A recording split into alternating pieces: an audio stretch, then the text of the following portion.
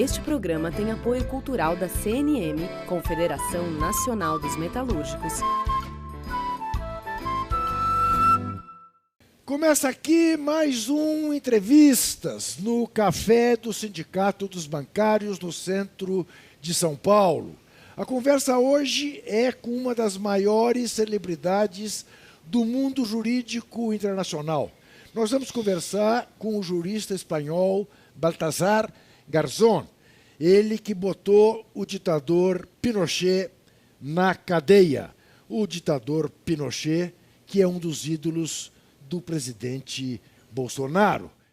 Baltasar Garzón nasceu em 1955 na cidade de Torres, Andaluzia. Fez estudos eclesiásticos e, em Sevilha, formou-se em Direito. Com sólida carreira na magistratura, dedicou anos de profissão na atuação contra o terrorismo, o narcotráfico, violação de direitos humanos, corrupção, demência econômica e crimes contra a humanidade cometidos por ditaduras militares, principalmente no Cone Sul.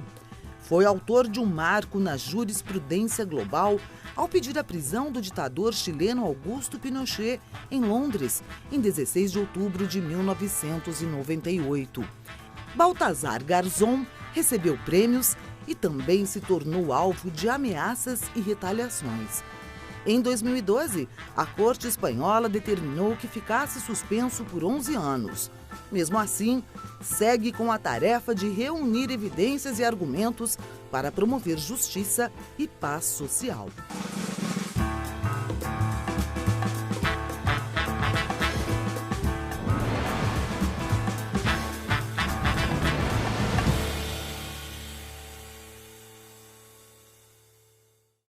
Para fazer este programa estão conosco Eugênia Gonzaga, Procuradora Regional da República, ex-presidenta da Comissão Especial sobre Mortos e Desaparecidos Políticos do Brasil, e que já nos deu a honra de ser entrevistada neste Entrevistas. Está também conosco a advogada Simone Henrique, mestra e doutoranda em Direitos Humanos pela Faculdade de Direito da Universidade de São Paulo, que atualmente integra o Conselho Seccional da OAB São Paulo. Agradeço muito a presença de vocês duas, assim como, é claro, do nosso entrevistado Baltasar Garzón. E lhe pergunto, doutor Garzón, para que o nosso telespectador entenda, como é que um juiz espanhol conseguiu colocar um ditador chileno na cadeia na Inglaterra? ¿Cómo se dio esto todo? La cuestión es que los crímenes que se le imputaban eran crímenes internacionales, eran crímenes de genocidio, crímenes de tortura y crímenes de terrorismo de Estado. Por la naturaleza de esos crímenes y por la aplicación del principio de jurisdicción universal, que no es un principio que hayan inventado los jueces, sino que tiene mucha trayectoria internacional y está reconocido en distintos tratados, por ejemplo en la Convención contra la Tortura o la Prevención del Genocidio. Cualquier juez del mundo, en el país que reconozca este principio, puede actuar con independencia de la nacionalidad de las víctimas o de los victimarios, siempre que en el país respectivo no se aplique la justicia, no se quiera aplicar o no se pueda aplicar, por ejemplo, por la existencia de leyes de amnistía, de obediencia debida, de punto final como en Argentina o de autoamnistías como en Chile. A partir de ahí opera esa posibilidad y en el caso concreto fueron las víctimas, fue la Unión Progresista de Fiscales de España, una asociación de Ministerio Público de tendencia progresista, los que plantearon esa acción, al igual que también en el caso de la dictadura argentina. Se incoaron esos procedimientos y cuando coincidió que Augusto Pinochet estaba en Londres, pues yo emití el día 16 de octubre de 1998, una orden de detención por este tipo de crímenes.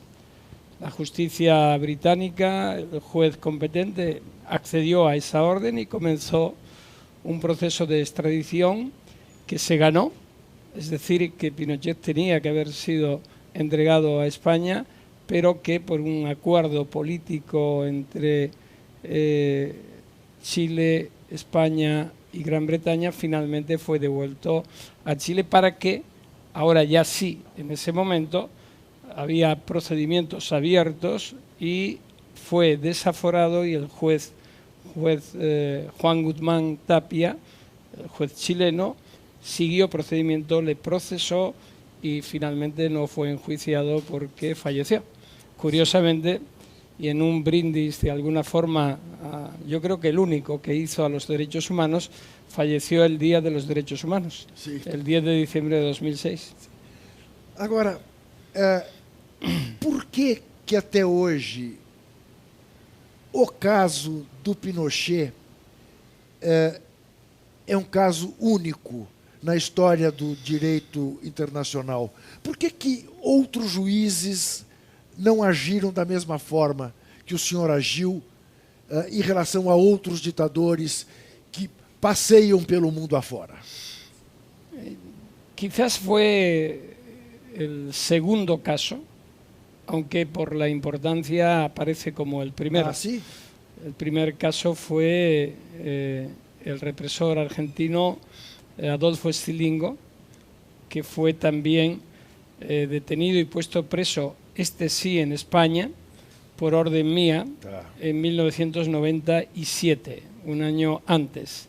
También por el mismo tipo de crímenes cometidos en la Escuela Mecánica de la Armada de Argentina. Y el segundo fue el de Pinochet, pero lo que ocurrió ahí es que se dio inicio a otros casos similares, no solo en España. En España se abrieron procedimientos contra dictadores guatemaltecos, como por ejemplo Ríos Montt, también en El Salvador, también por el Sáhara, también por los crímenes de genocidio en el Tíbet y otros más. Pero también ocurrió el caso de Hissène Habré, él es dictador del Chad en África, que fue conocido como el Pinochet africano. Y en este caso, finalmente, fue juzgado y condenado en 2016 en una corte en Senegal que, en aplicación del principio de jurisdicción universal, después de un largo proceso, se pudo juzgar. Yo estuve presente en ese enjuiciamiento y está condenado a cadena perpetua y cumpliendo esa pena por crímenes también similares a los de Pinochet en la represión que entre 1982 y 90 desplegó con más de 4.000 víctimas en el Chad.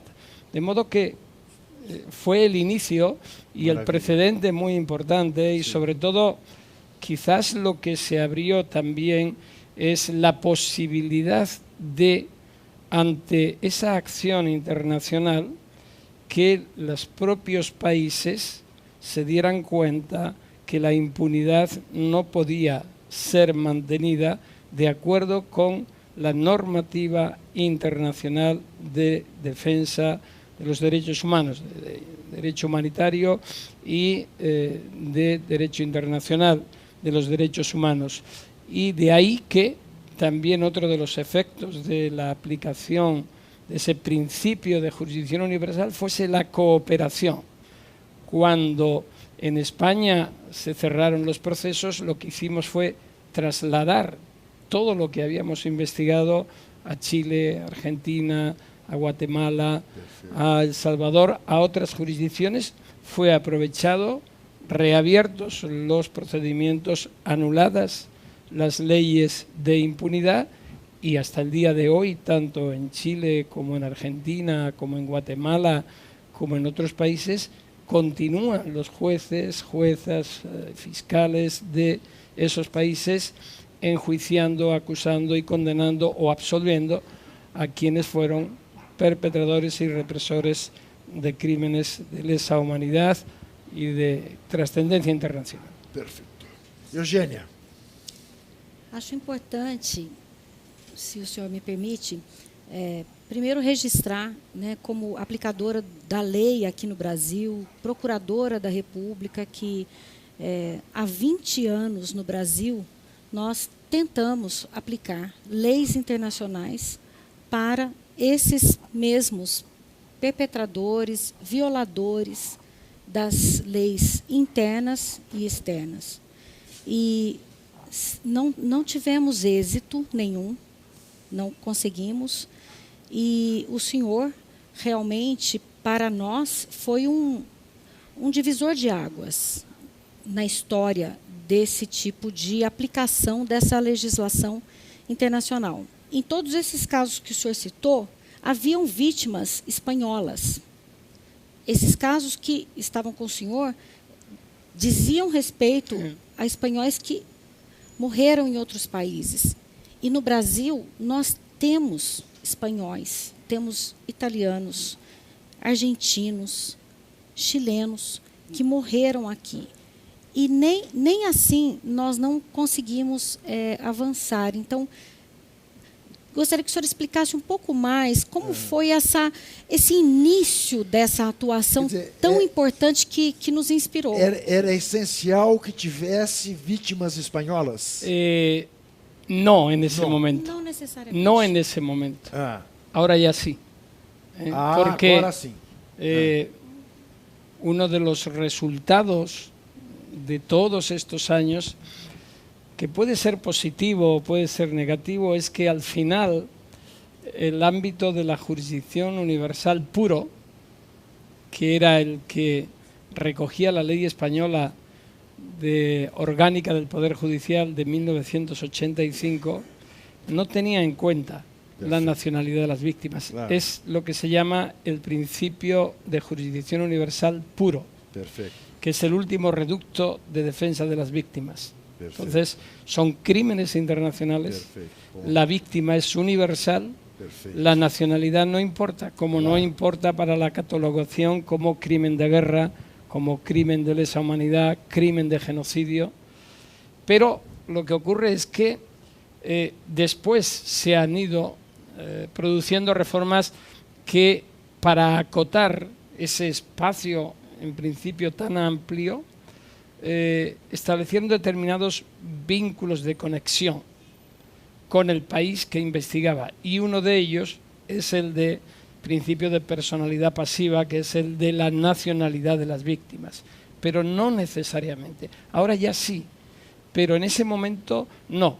Lo que ocurre es que, de alguna manera, era difícil explicar a la sociedad en general cómo un juez español tomaba acciones penales contra personas que habían delinquido fuera de España y que estaban en otro país que ni siquiera era el suyo, ¿no?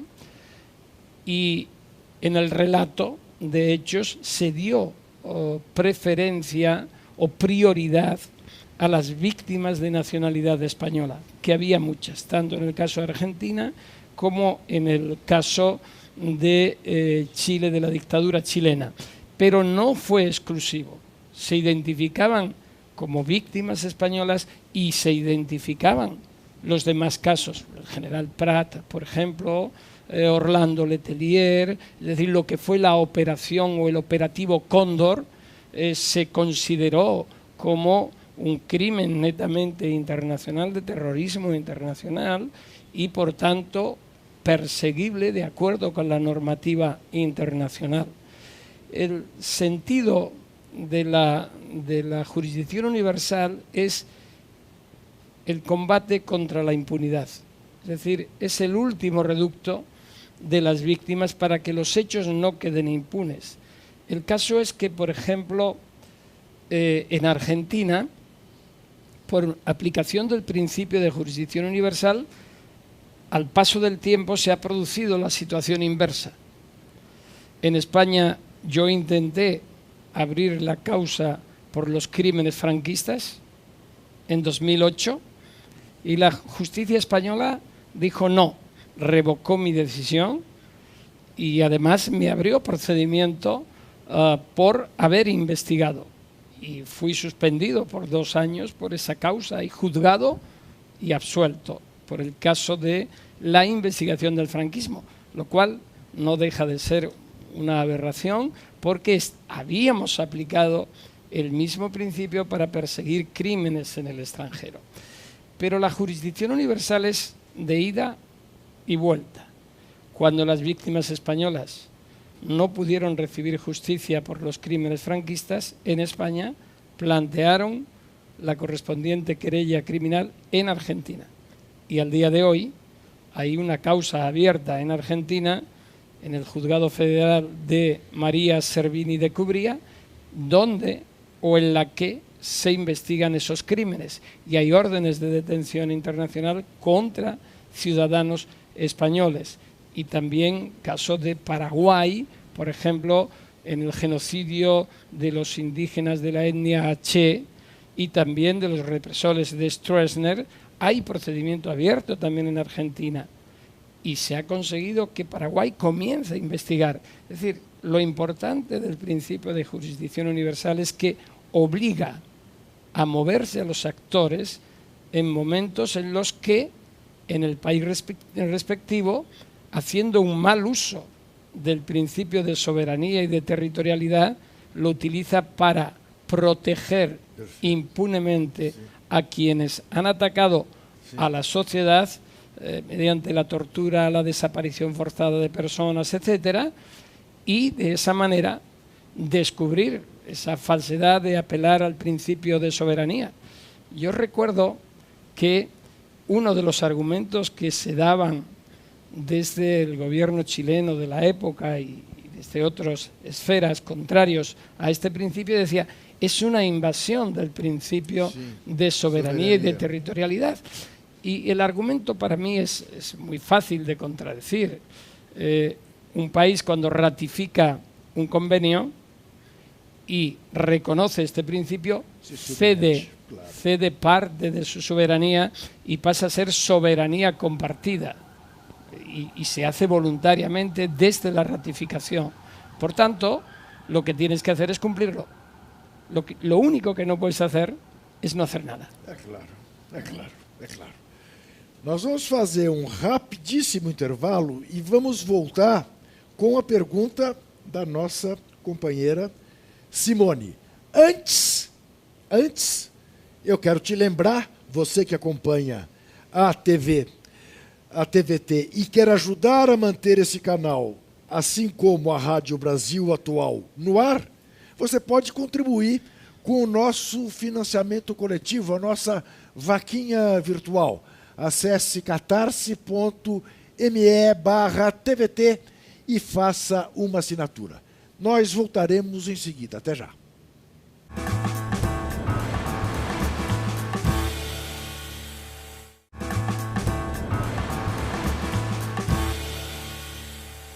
Voltamos ao Café do Sindicato dos Bancários no centro de São Paulo com o programa Entrevistas, hoje com a honra de receber o jurista espanhol Baltasar Garzón.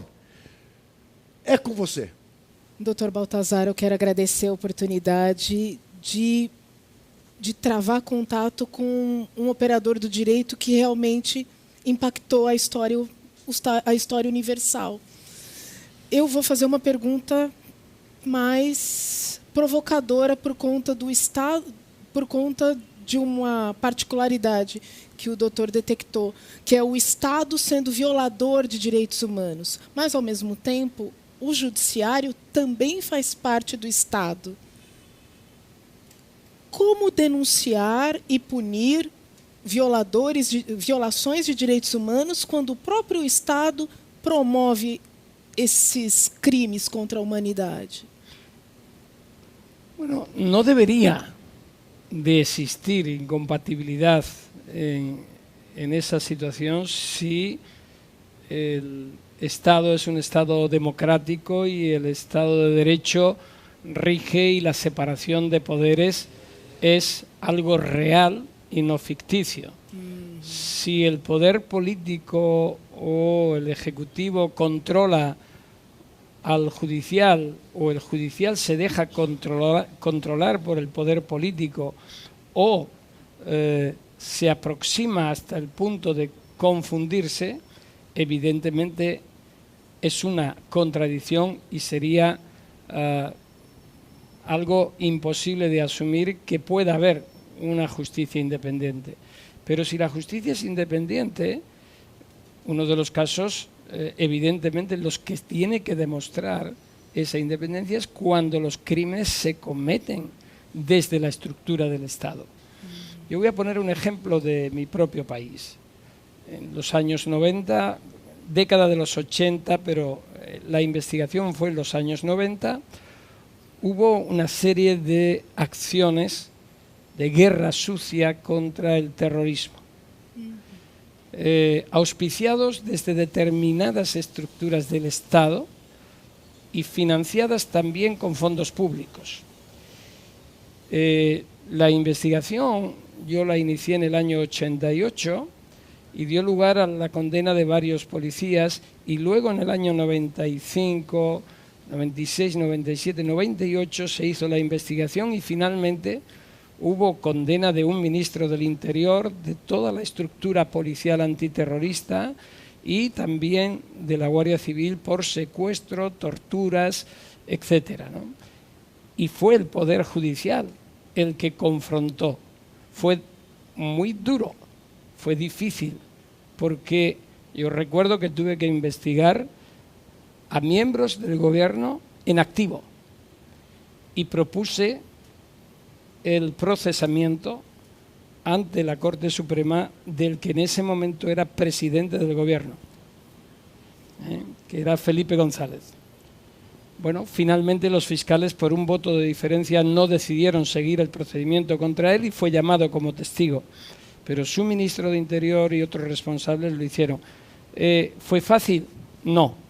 Fue muy difícil, pero los mecanismos del Estado de Derecho funcionaron. Esa es la obligación de los jueces, tener la independencia, actuar de acuerdo con la ley en esos casos en los que los ciudadanos necesitan esa confianza, pero hay que tener en cuenta también que juegas en un marco de estricto Estado de Derecho. Por tanto, los principios de legalidad, de imparcialidad, de independencia se deben de cumplir.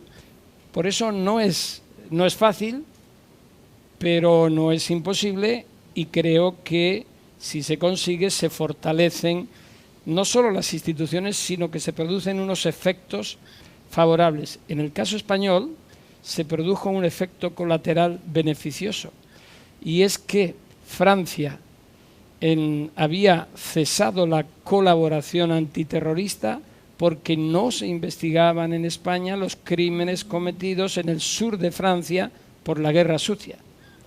Y cuando se comenzaron a investigar, la cooperación se reactivó y fue muy activa. Y esa cooperación judicial desbloqueó una situación y a la vez quitó la legitimidad que esa organización terrorista alegaba como justificación para combatir al Estado español. Bien, es decir, al final se produjo una actuación adecuada de las instituciones. Ese es el sentido de un Estado democrático en donde los poderes tienen independencia y no se produce lo que hoy estamos viendo en algunos países, y puede ser este un buen ejemplo de ello, de lo que se llama el lawfare, ¿no? La utilización del derecho con fines políticos, que se ha producido a lo largo de la historia, pero hoy día es ya un poco peligrosa la situación en varios países. Então, Dr. Baltazar Garzón, que balanço o senhor faz das comissões da verdade pelo mundo afora?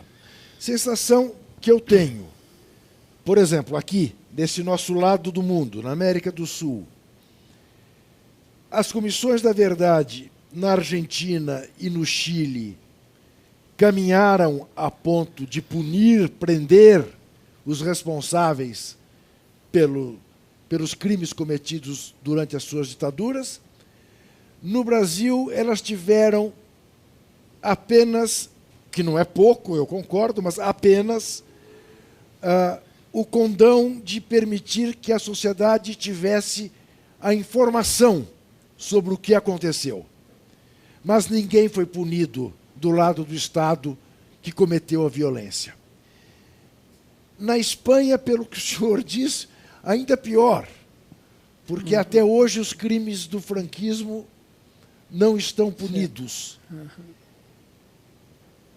Que esperança o senhor tem de que isto amanhã continue?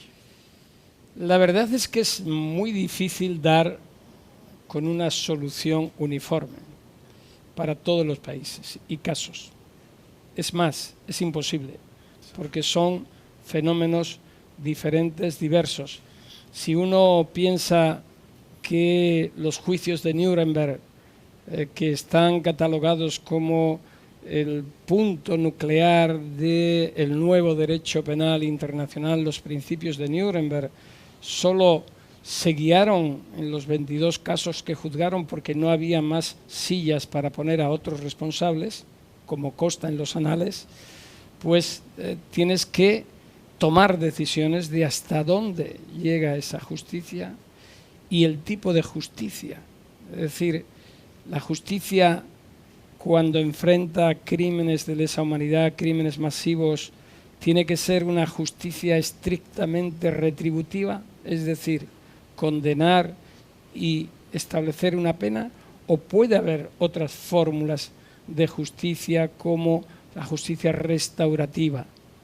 Puede haber otros fenómenos y fórmulas como la justicia transicional, donde uno de los elementos fundamentales es el de las comisiones de la verdad, comisiones de la memoria, comisiones de la reconciliación, comisiones para el descubrimiento de presos políticos, desaparecidos, etcétera.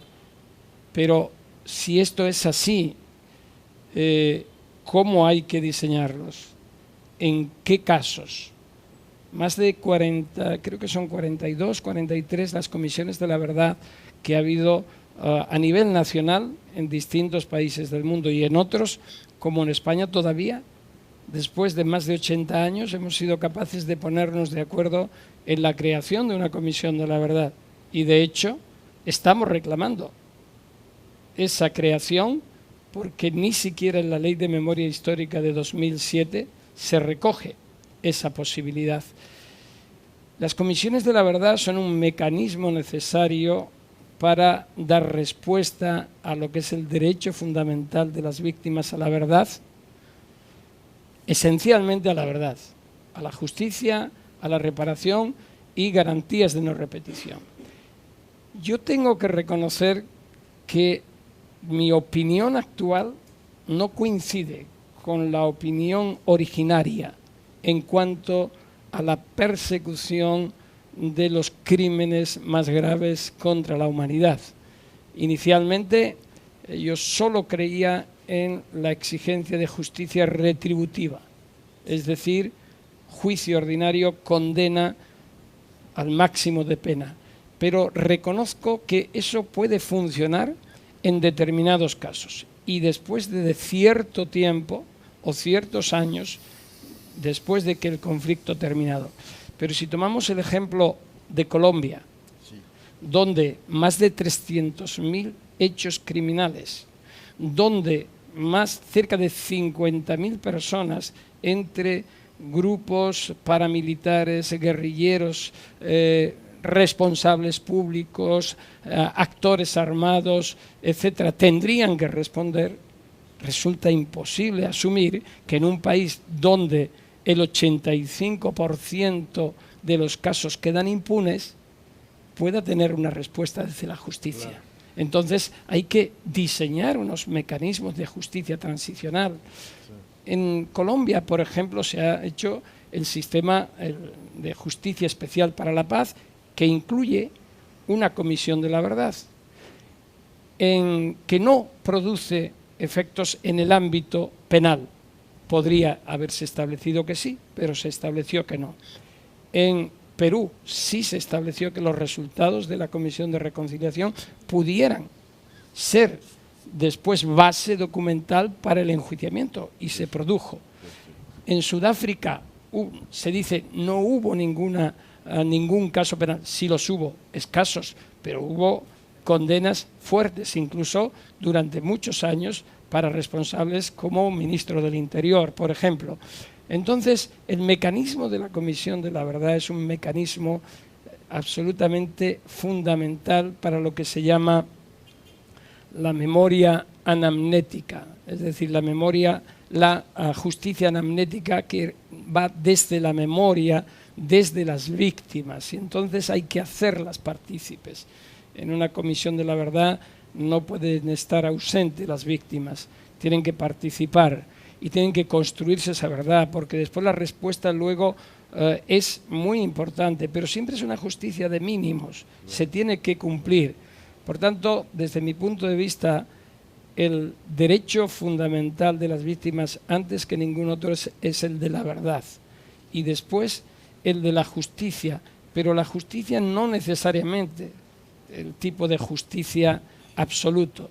Yo recuerdo en el caso de las víctimas argentinas o chilenas o saharauis o de otros casos que llevé, que el solo hecho de que un juez investido de la autoritas que le da el cargo recibiera una declaración a una víctima en la que le decía: cuénteme qué es lo que ocurrió, hábleme del crimen que se cometió, era ya y tenía ya un efecto reparador. Y se producían situaciones impresionantes. Yo recuerdo en una ocasión que una víctima me pidió con su abogado allí que estuviera su marido delante. No era habitual, pero dije, bien, pues que pase su marido y que se siente allá en el sofá mientras que usted declara. Estamos hablando de 30 años atrás. Reconoció por primera vez que había sido objeto de agresión sexual permanente como sistema de tortura durante el tiempo que se mantuvo en uno de los centros clandestinos de detención. Y su marido no lo sabía, se enteró en ese momento.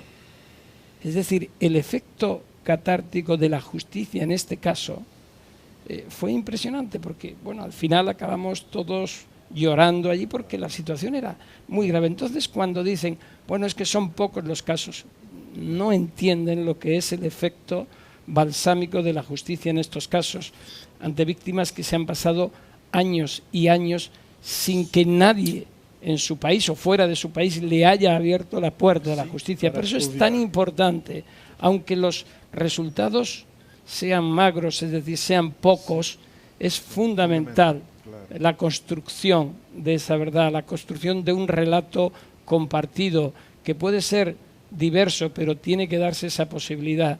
Y por eso negar esa posibilidad de verdad o establecer mecanismos que la entorpezcan es más grave incluso que la negación inicial, porque lo que se está produciendo es una revictimización de las víctimas. Eugênia, você vai fazer a pergunta, Dr. Garçom vai responder no próximo bloco. Eu gostaria de voltar à pergunta da doutora Simone, porque ela diz uma coisa muito importante no momento. A justiça brasileira hoje, ela é totalmente a favor do que vem acontecendo em termos de violência do Estado. Não sabemos exatamente o motivo, mas no Brasil, desde a ditadura, não houve justiça de transição e nós hoje vivemos a mesma impunidade. Hoje não há prescrição, não há anistia e as pessoas que cometem crimes graves contra populações vulneráveis continuam impunes. E nós vemos, por parte das autoridades, a manutenção desse pacto de impunidade, mantendo e até incentivando a violência do Estado. E então ela pergunta, como nós vamos então garantir isso? O senhor disse, com imparcialidade do judiciário. E E aí eu também me lembro muito bem, né, da questão que o senhor coloca de essa importância da legislação internacional, da jurisdição internacional, porque frequentemente os órgãos internos não têm essa imparcialidade desejável. Complementando então a pergunta, no âmbito internacional, como garantir que exista também essa imparcialidade e que exista também celeridade. Rapidez. Porque hoje nós experimentamos uma situação muito difícil no Brasil que precisa esgotar os mecanismos internos para só depois recorrer à jurisdição internacional.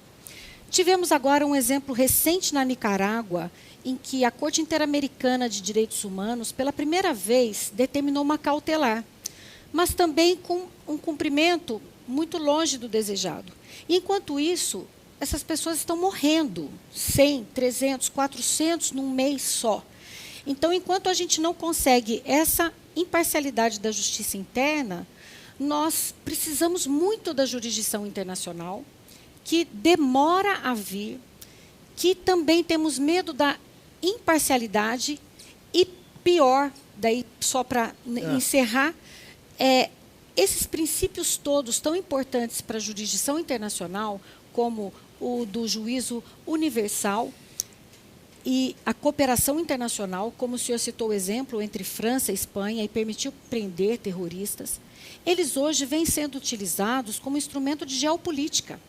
Eugênia, Mais uma vez de pergunta, se interferir. Vamos estourar o nosso tempo. Então a pergunta é como garantir que a jurisdição internacional nos ajude com mais imparcialidade, com celeridade para atuar na prevenção, para que a gente não precise chegar na punição. No próximo bloco, o juiz Garçom vai nos responder. Até já.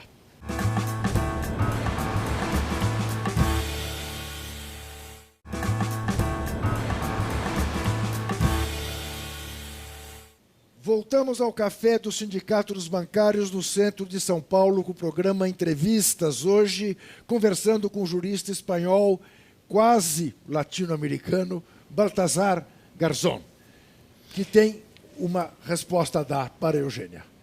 Eu peço ao senhor que seja o mais breve possível para que a gente possa explorá-lo mais neste último bloco. Es difícil ser escueto, pero bueno, ese es el problema que tenemos casi todos los juristas. Pero bueno, procuraré serlo.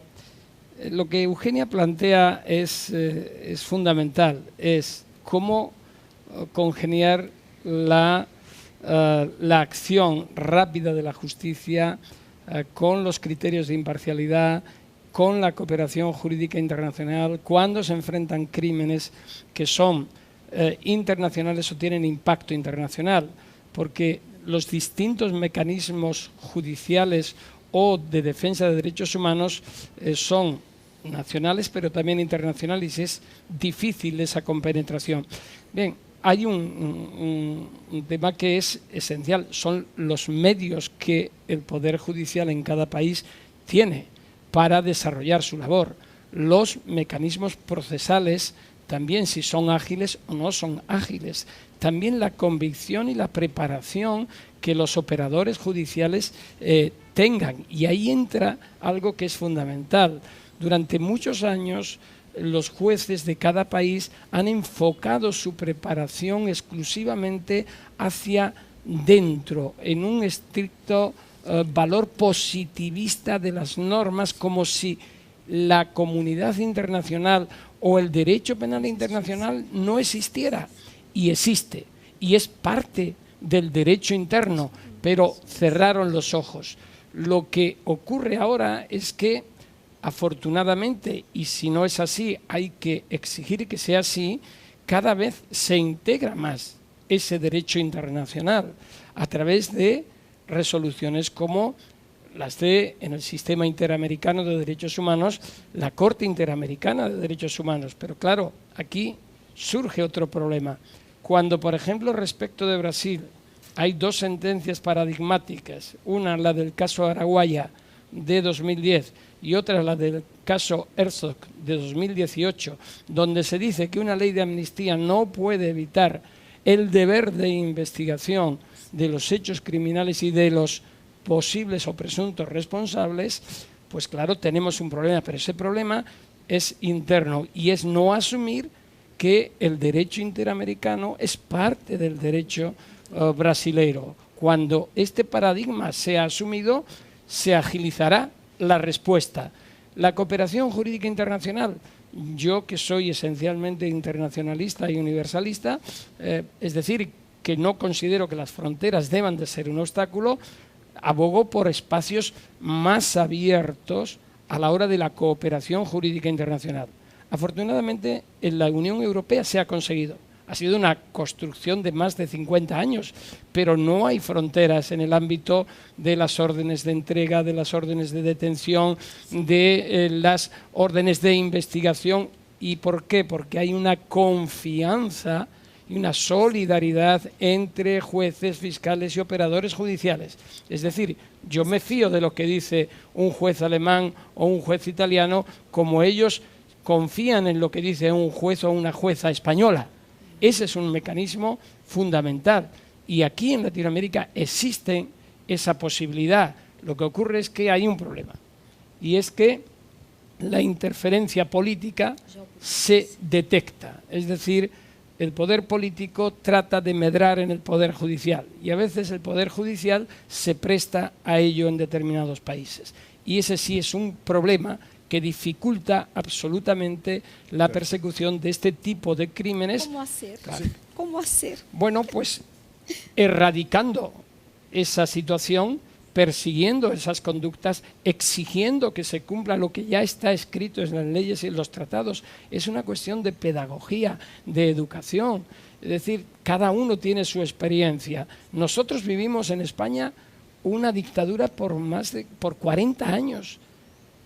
Y sin embargo, después se pusieron en marcha mecanismos y no se han juzgado los crímenes franquistas, no se ha dado una respuesta, pero sí se conformó un poder judicial que en otros ámbitos respondía.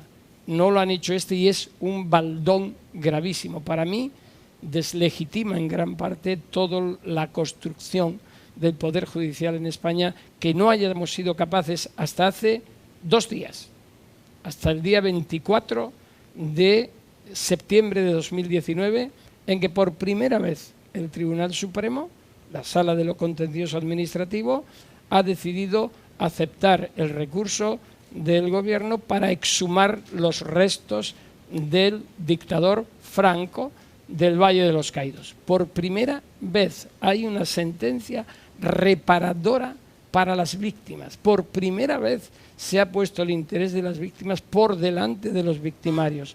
Eso es un inicio. Llevamos 80 años, pero la persistencia de las víctimas, el esfuerzo, la lucha de las víctimas siempre va a permanecer. Y es la que, termino con esto, la que consigue que cambien las cosas. El esfuerzo de la jurisdicción universal, la detención de Pinochet, pudo dar la orden un juez español, en este caso fui yo. Pero si no hubiese habido ese impulso de las víctimas, esa lucha constante de los organismos de derechos humanos, de las organizaciones humanitarias, esas que, por ejemplo, el presidente Bolsonaro está cuestionando severamente de una forma absolutamente consciente, pero inconsciente y ajena a las luchas por los derechos humanos, es que se tiene poca idea de lo que es la fuerza renovadora de la sociedad civil, que siempre está ahí, y la de las víctimas. Las abuelas de la Plaza de Mayo, en Argentina, son un ótimo ejemplo. Madres, las abuelas, sí. Hijos. Las abuelas, los hijos, los netos, sí, claro. Simone. Olha, diante da sua pergunta, doutora Eugênia, eu vou fazer E também conectando com a resposta do Dr. Garzon agora sobre a importância das organizações da sociedade civil, do empenho dos familiares das vítimas e das vítimas. A minha dúvida agora, na verdade não é bem dúvida, mas pensar em formação jurídica para as vítimas, para os familiares, talvez não garantiria o reforço do elemento democrático nesses episódios de violação de direitos humanos, também para pensar, olha, o Estado democrático de direito não pode ser simplesmente formal, ele precisa ter o elemento substancial da democracia.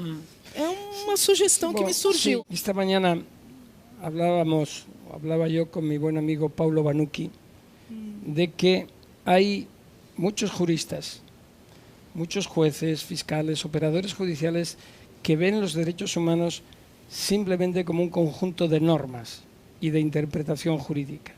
Y les falta el componente que es el que mueven las organizaciones humanitarias, las organizaciones de derechos humanos, los defensores de derechos humanos que están, digamos, a pie de obra, es decir, que están ahí. Los derechos humanos son mucho más que un conjunto de normas de interpretación o de regulación estrictamente positiva o positivista. Es mucho más, es vida abierta, es presente, es futuro, por supuesto es pasado, pero no puede haber una interpretación estrictamente positivista. Entonces, hay un componente de pedagogía permanente que no se da en los sistemas de preparación de los operadores judiciales en muchos países. Falta esa preparación en derechos humanos, esa incluso más avance, ¿no? Lo que yo digo, la necesidad de verdaderas escuelas en materia de derechos humanos, el principio de la educación, de la pedagogía, los cuerpos y fuerzas de seguridad del Estado, la policía, los militares, la Policía Nacional, allí donde tengan esas funciones, necesitan esa capacitación en derechos humanos. Hay que cambiar los paradigmas. Antes Eugenia me preguntaba cómo cambiar así. Hay que introducir el elemento pedagógico y cultural y también educacional en los operadores judiciales. No pueden ser como algo externo, sino como que salga desde dentro. Quão longe nós estamos disso, Dr. Garçom, quando a gente tem no seu exemplo de alguém que, ao lutar por isso, é suspenso no seu próprio país sob alegações de atividades extra-legais para impedir que isto possa ter continuidade. No, ahí tienen una gran labor los organismos internacionales. Es decir, ningún país puede hacer lo que quiera. Sí. Y si hay extralimitación, hay acciones extralegales, se pueden juzgar dentro, pero si no, también se van a juzgar fuera. Sí. El principio de jurisdicción universal es uno de ellos en los países donde exista. Sí. También hay la Corte Penal Internacional para los países que hayan ratificado el estatuto. También hay organismos de derechos humanos, como es la Comisión, como es el Comité de Derechos Humanos, como son mecanismos de Naciones Unidas, no necesariamente de defensa de derechos humanos, pero sí tienen impacto los derechos humanos en comisiones como la Comisión del Comercio, como en operaciones que tienen que ser supervisadas por parlamentos. Por ejemplo, el Parlamento Europeo ya desde 2014 y mucho más en este momento ya examina aquellas empresas que tienen negocios o explotaciones de recursos naturales en determinados países para ver si se cumplen estándares de derechos humanos, y si no se cumplen, no se autorizan las transacciones. Mas examinam também o seu caso? Essas cores? Sim? Sí, claro. E o que podemos esperar disto? Bueno, lo que podemos esperar es que el trabajo hay que hacerlo desde dentro, pero sabemos que si no se hace desde dentro, siempre hay una posibilidad, precisamente por la universalización en la lucha por los derechos humanos, que puede haber una respuesta desde fuera. Sim. O senhor, de certa maneira, fez o percurso inverso que a gente vê aqui no Brasil do juiz Sérgio Moro, que virou ministro da Justiça. O senhor foi também para o governo e saiu do governo denunciando corrupção, coisa que nada indica que o ministro Sérgio Moro venha fazer. O senhor gosta de criar um caso, né, doutor Garçom? O senhor é um lutador permanente? Bueno, yo sí creo que debo de ser el único ejemplo, por lo menos en la historia reciente, o en la historia de los últimos 20 y tantos años, en el que, estando en el gobierno como viceministro de Interior y responsable del Plan Nacional sobre Drogas, como número 2 en la lista después del presidente del gobierno, Felipe González, me marché del gobierno por falta de compromiso en la lucha contra la corrupción. Recuerdo que en aquella época yo le dirigí una carta muy dura al presidente del gobierno, que he tardado en publicar hasta 2016, 22 años después, donde le decía que un gobernante no puede estar inerme, ni un gobierno, en la lucha contra la corrupción, y que tenía que explicitarse ese combate y actuar contra quienes dentro de la propia estructura no respetaran esos principios, y que si no dimitía nadie, pues tendría que dimitir yo. Lo hice y me marché. El problema de la lucha contra la corrupción, yo creo que todos estamos de acuerdo en que hay que abordarlo. La lucha contra la corrupción es esencial, es tan antigua como la humanidad. De una u otra forma venimos dándole vueltas a todas las mismas historias siempre. Si uno se va al Imperio Romano, pues veíamos que la corrupción era casi la moneda de cambio, en la Edad Media, tal, y ahora mismo el problema es que ahora, cuando tenemos claramente una institucionalidad democrática cada vez más vertebrada, cuando se producen casos de corrupción se hacen más llamativos, a la vez por esa globalización de la comunicación y demás. Pero eso no nos debe de hacer perder la perspectiva de que, al fin y al cabo, lo que se tiene que investigar son hechos criminales. No anteponer a las personas, ni elegir a las personas como posibles responsables de un hecho criminal. Es fundamental la investigación del hecho y no de la persona. Es el derecho penal del hecho, que es el gran avance de la humanidad, sobre el derecho penal de autor, que es el gran fracaso de la humanidad en historias felizmente pasadas, pero que esperemos que no se vuelvan a reproducir, aunque vivimos tiempos en los que de nuevo la extrema derecha, el neofascismo, vuelva a estar presente. Por tanto, a la hora de investigar la corrupción no se pueden elegir objetivos, hay que investigar los hechos. No se puede utilizar el mecanismo de investigación de la corrupción o de otros tipos de hechos delictivos, pero sobre todo de la corrupción, como arma política contra alguien o contra un líder concreto, como humildemente creo que se ha hecho respecto del presidente Lula. Lo he dicho desde hace años, no lo digo ahora, que también me he posicionado claramente en ese sentido. Entonces, hay que ser muy exigente con los controles. Y la apariencia de imparcialidad es fundamental. Si un juez abandera la lucha contra la corrupción, primero tiene que ser en su demarcación, en su jurisdicción perfectamente definida. Tiene que investigar los hechos. Y en un sistema como el brasileño, que es sistema acusatorio, es decir, en que el Ministerio Público, Eugenia me corregirá si yo me equivoco, es acusador y el juez es juzgador, tiene que ser absolutamente imparcial y separado. En España es diferente. En España el juez de instrucción, yo era juez de instrucción, investigaba, dirigía la investigación y el fiscal coadyuvaba a esa investigación, a veces discrepaba, pero normalmente van de la mano. ¿Qué ocurre? Que yo no puedo juzgar, no me puedo controlar, aunque tengo que controlar el cumplimiento de la ley, ¿no? Porque si no la quebrantaría.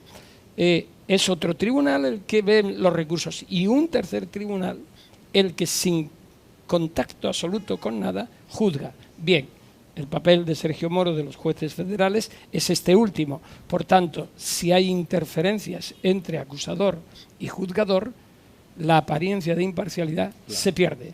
La confianza se diluye y se presta a la mayor arbitrariedad y sobre todo a la desconfianza de la ciudadanía. Y hoy, más que nunca, que vivimos en un mundo de comunicación global, los jueces tienen que explicar sus resoluciones. Tenemos que convencer, no solamente imponer, sino convencer. No es la justicia vicaria del monarca, es la justicia democrática y participativa y, por tanto, tiene que estar muy definido el espacio y si eso no acontece, se corrompe todo el propio sistema. Doutor Garçom, muitíssimo obrigado por essa aula, muitíssimo obrigado a vocês duas. Agradecemos. Muitíssimo obrigado a você que nos viu.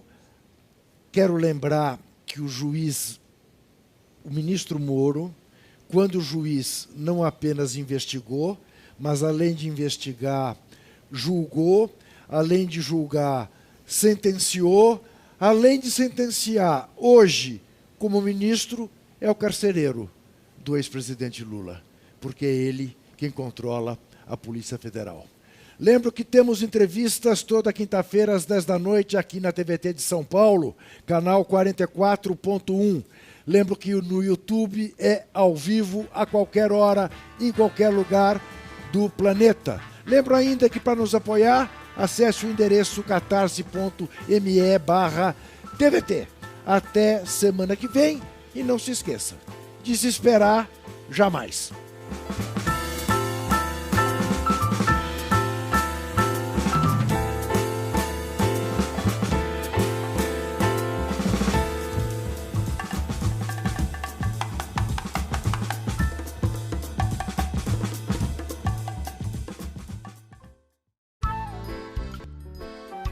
Este programa tem apoio cultural da CNM, Confederação Nacional dos Metalúrgicos,